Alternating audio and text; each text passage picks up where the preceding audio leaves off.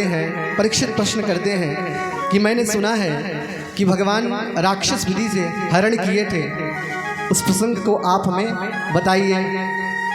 सुखदेव जी कहते हैं, राजन राजासित भीष्मको नाम विदर्भाधिपतिर्महान तस्य पंचाभवन पुत्राः कन्यैका च वरानना। कहते हैं भीष्मक नाम के एक राजा थे, उनके 5 पुत्र थे, रुक्मी, रुक्मरथ, रुक्मबाहु, रुक्मकेशी और रुक्ममाली। और इन 5 की एक बहन थी जिनका नाम था रुक्मिणी। महाराज भीष्मक अपनी कन्या का विवाह द्वारिकाधीश से करना चाहते थे, किंतु रुक्मी भगवान से द्वेष करता था, इसलिए उसे लड़के में केवल एक ही योग्यता खोजनी थी। क्या? बोले श्री कृष्ण का द्वेषी हो। एक ही क्वालिफिकेशन चाहिए कि जो भी लड़का होगा वो भगवान श्री कृष्ण का पक्का दुश्मन हो। और रुक्मी अकारण भगवान से द्रोह करता था। समाज में कुछ लोग ऐसे होते हैं, आप कितना भी सही रहो वो आपसे द्रोह करेंगे। ये समझदारी और नासमझी आज से नहीं, जब से सृष्टि बनी है तब से चली आ रही है। सबसे पहले भगवान नारायण ने ब्रह्मा जी को ज्ञान का उपदेश किया। उसके बाद ब्रह्मा जी जब सृष्टि बनाना प्रारंभ करते हैं तो सबसे पहले ब्रह्मा जी ने अज्ञान की सृष्टि की, अविद्या, अस्मिता, द्वेष, अभिनिवेश, इन सब की। कहने का अभिप्राय ये है कि जब से सृष्टि बनी है तब से समझदारी और नासमझी ये दोनों एक साथ चल रहे हैं। इसीलिए रुक्मी को अपनी बहन के लिए जो भी उनके जीजा होंगे उनकी एक क्वालिफिकेशन क्या? बोले श्री कृष्ण का कट्टर दुश्मन हो। अब वो भगवान से अकारण द्वेष करता था, भगवान ने उसका कुछ नहीं किया था। परम मंगल में भाव से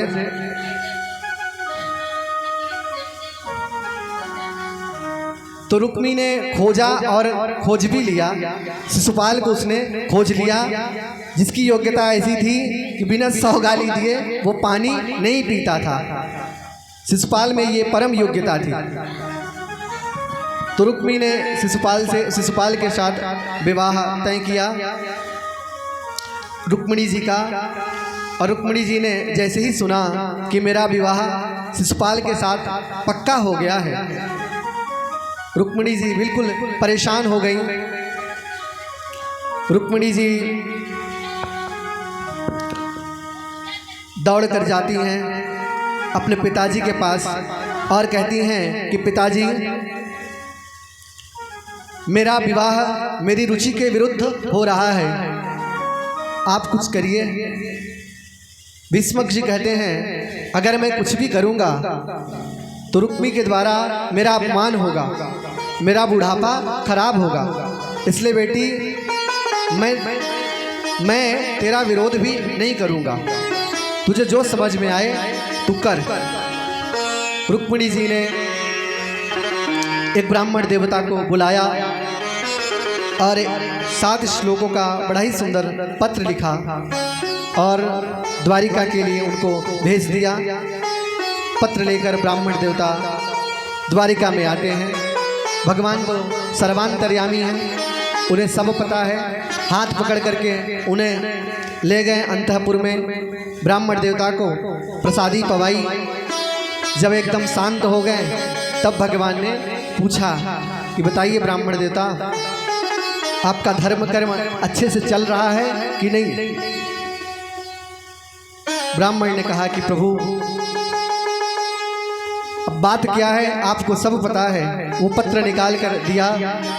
भगवान बोले, अरे ब्राह्मण देवता, ब्राह्मणों से मेरा कोई भी रहस्य छिपा थोड़ी है। आप जैसे तपस्वी ब्राह्मण से बोले, जो भी लिखा है आप पढ़िए, मैं सुन रहा हूँ। रुक्मिणी मैया उस पत्र में लिखती हैं, श्रुत्वा गुणान भुवन सुंदर शृण्वतां ते निर्विश्य कर्ण विवरैर् हरितुंग तापम रूपम दृशां दृश्यमतां अखिलार्थलाभम त्वय्यच्युता विशति चित्तम पत्रपम में। रुक्मिणी जी कहती हैं कि हे भुवन सुंदर, हे त्रैलोक्य सुंदर, समस्त भुवनों में अगर कोई सुंदर है तो वो आप ही हैं। इसलिए कहती हैं हे भुवन सुंदर, मैंने आपके गुणों के बारे में सुना है। नारद जी आकर के रुक्मिणी जी को खूब कृष्ण चर्चा सुनाते थे, तो उस चर्चा को सुन करके कहते हैं आपके बारे में सुनकर मेरा चित्त लज्जा छोड़कर आप में ही प्रवेश कर रहा है।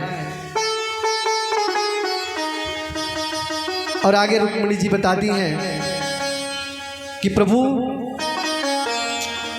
आप मेरा आकर वर्ण करें और कैसे आएंगे। रुक्मिणी जी सारी विधि को भी बताती हैं। रुक्मिणी जी कहती हैं अंतः पुरांतरचरी मनिहत्यवंदुस त्वामुद्वहे कमत कथमिति प्रमदाम्युपायं पुरवेद्युरस्ति महति कुलदेवी यात्रा यस्यां बहिर्नववधुर्गिरिजामुपेयात्। कहती हैं कि हे प्रभु, यदि आप कहें कि तुम तो अंतःपुर में पर्दे में रहती हो, अतः तुम्हारे भाइयों को मारे बिना विवाह कैसे होगा, तो प्रभु मैं उपाय बता रही हूँ। हमारे यहाँ जब विवाह होता है तो विवाह के एक दिन पहले जो विवाह जिसका होना होता है, विवाह की जाने वाली वधू गिरिजा पूजन के लिए जाती है, तो आप वहीं आकर के मेरा हरण करिएगा। हे प्रभु, हे कमल नयन, यदि आप मुझसे नहीं मिले तो मैं प्राण त्याग दूंगी, किंतु किसी और से विवाह नहीं करूंगी। इस प्रकार से रुक्मिणी जी कहती हैं कि हे भुवन सुंदर, प्रेमाग्नि में तो हमने न जाने कितने फेरे पड़ गए हैं, अब बस आपका आना बाकी है। भगवान ने पत्र पढ़ा तो भगवान कहते हैं कि पंडित जी, जो स्थिति रुक्मिणी की है वही स्थिति हमारी भी है, क्योंकि भगवान का नियम है ये यथा माम प्रपद्यन्ते तांस तथैव भजाम्यहम्।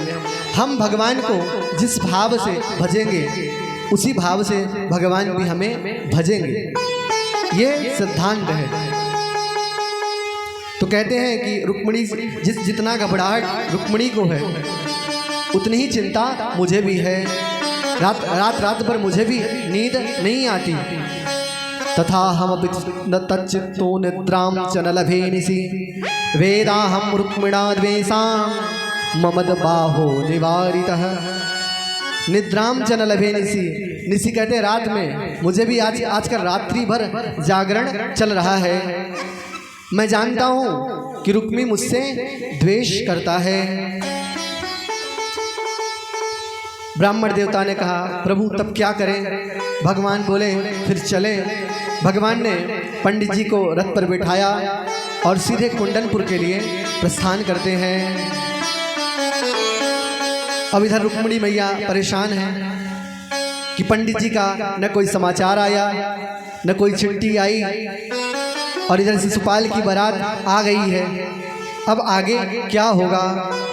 रुक्मिणी मैया बहुत प्रार्थना करती हैं, दुर्भगाया न मे धाता नानुकूलो महेश्वरः। हे भोलेनाथ, बड़े सोमवार के आपके व्रत किए, लगता है सब व्यर्थ तो नहीं चला जाएगा। इस प्रकार से रुक्मिणी जी कहती हैं परम मंगलमय भाव से। इतने में पंडित जी मंद मंद मुस्कुराते डंडा घुमाते आ गए। रुक्मिणी जी दौड़ कर जाती हैं, अरे ब्राह्मण देवता क्या हुआ। बोले चिंता मत करिए, मैं तो साक्षात भगवान को ही लेकर आ गया हूँ, इसलिए अब आप चिंता ना करिए। किसी ने भीष्मक जी को सूचना दी कि कृष्ण आए हैं। अच्छा, शिशुपाल के जो वो थे गुप्तचर, वो जाते हैं और भगवान श्री कृष्ण से पूछते हैं कि आप कैसे क्यों आए हैं। भगवान कहते हैं इतना बड़ा विवाह समारोह होने वाला है तो हम तो देखने के लिए आए हैं, देखे कैसे होता है। भीष्मक जी को सूचना मिली, भीष्मक जी को जाके बताया तो भीष्मक जी भगवान को अपने रथ पर बिठाकर नगर में लाए। अब सैनिकों ने सोचा कि दूल्हा सरकार यही है, अतः जो सगाई चढ़नी थी शिशुपाल की वो चढ़ गई गोपाल की। सेवकों ने शिशुपाल को सूचना दी। शिशुपाल ने कहा, अरे वो गवार ग्वाला भला क्या कर लेगा। जरासंध उसका मित्र था। जरासंध ने कहा, मित्र यही गलती मैंने भी की थी, उसने 17 बार मुझे हराया। तुरंत सैनिकों को गिरजा मंदिर भेजो, नहीं तो काम गड़बड़ हो जाएगा। रुक्मिणी जी गिरजा पूजन के लिए जाती हैं और प्रार्थना करती हैं, गिरजा माता से, नमस्ते त्वाम्बिके भीक्षणं स्वसंतानयुतां शिवां भूयात् पतिर्मे भगवान कृष्णस्तदनुमोदताम्।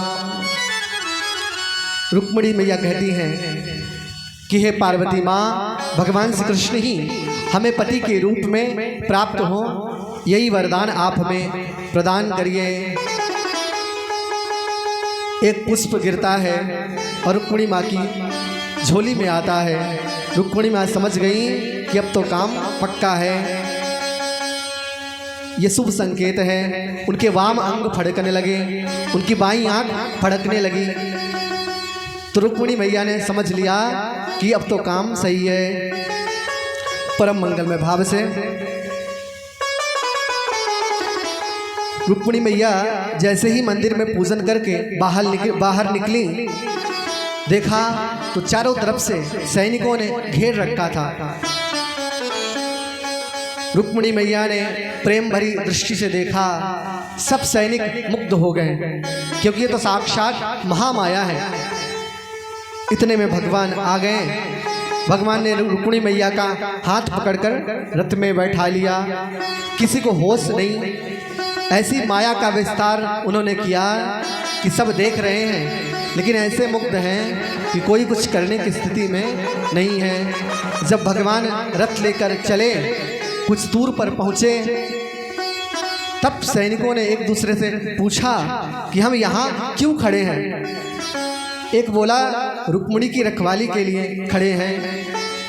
तब तक किसी ने कहा, तब तक रुक्मिणी की जो सखियाँ थी उन्होंने कहा, बाबरे वो तो लेके भगे। सैनिकों को होश आया, सारे सैनिकों ने भगवान का पीछा किया। इतने में भगवान दाऊ जी पूरी नारायणी शिना लेकर आ गए और दाऊ भैया ने हल मूसल से ऐसा धमका कि सब के सब ठंडे पड़ गए। सैनिकों ने जाकर शिशुपाल को पूरी बात बताई। पहले तो शिशुपाल आत्महत्या करने जा रहा था, उसे ऐसा लग रहा था हृतदारा इवातुरम, मानो उसकी साक्षात पत्नी ही कोई हरण करके ले गया हो। वो उसने इतना तक मान लिया था। शिशुपाल रोने लगता है। जरासंध उसका मित्र है, वो साहस देता है, बोले मित्र चिंता ना करो, अभी तुम पहली बार हारे हो, मैं तो 17 बार हार चुका हूँ और 18वीं बार उसे ऐसा हराया कि उसे फिर मथुरा मंडल छोड़कर भागना पड़ा, इसलिए चिंता मत करो। शिशुपाल देखता है कि हमसे भी बड़े बड़े बेशरम बड़े हैं, तो मैं क्यों मरूं। तो शिशुपाल उसी डोली में जिसमें रुक्मिणी जी को बैठना था, उसी में बैठ करके आराम से हो जाता है। और तब से भगवान का पक्का द्रोही हो गया। 100 गालियां दिए बिना वो पानी नहीं पीता था। परम मंगलमय भाव से इस प्रकार से अब जो रुक्मी था, रुक्मिणी का भैया, रुक्मी ने क्रोध में भरकर प्रतिज्ञा की कि अगर मैं रुक्मिणी को लेकर नहीं लौटा तो मैं नगर में प्रवेश नहीं करूंगा। जाकर भगवान को ललकारा, कहता है कि अरे पहले तो तू माखन चुराता था, आज मेरी बहन को ही चुरा के भाग रहा है। अरे रुक, अभी बताता हूँ। अब भगवान ने कहा कि अरे पास तो आ, फिर मैं तुझको बताता हूँ। अब रुक्मी में और भगवान श्री कृष्ण में भयंकर युद्ध हुआ। भगवान ने उसके रथ को काट दिया, उसे बिल्कुल पैदल कर दिया, उसके धनुष बाण सब कुछ सारे आयुध काट के उसे बिल्कुल पैदल कर दिया। और भगवान तलवार निकालकर उसे मारने जा रहे थे। रुक्मिणी जी ने हाथ पकड़ लिया, बोले गोविंद ऐसा ना करिए, अरे कितना भी तो है, आपका साला है, संबंध का ध्यान रखिए। अरे मरना तो है ही इसको, लेकिन इस समय मारना उचित नहीं है क्योंकि विवाह का समय है। भगवान बोले देवी आप कह रही हो तो चलो ठीक है। भगवान ने उसके हाथ पैर को बांध दिया और रथ में पीछे डाल दिया और ले करके भगवान उसके बाल मूछ को मोड़ देते हैं, जगह जगह से लेकर चलते हैं। पीछे से दाऊ भैया आ गए।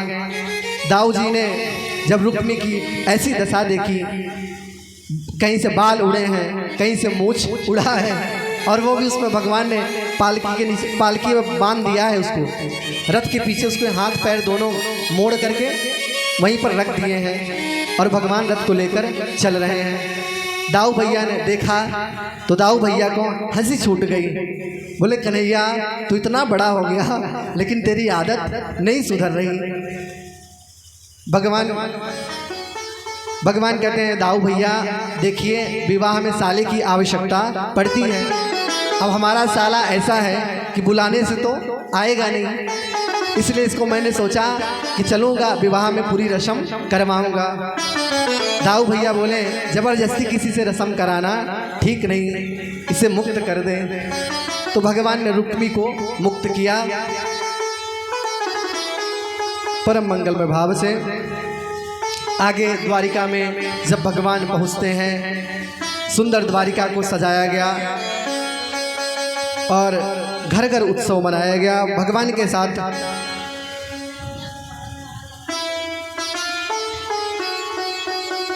परम मंगलमय भाव से इस तरह खूब धूमधाम के साथ भीष्मक जी महाराज आए हैं। उन्होंने कन्यादान किया है और सुंदर उनका विवाह हुआ है।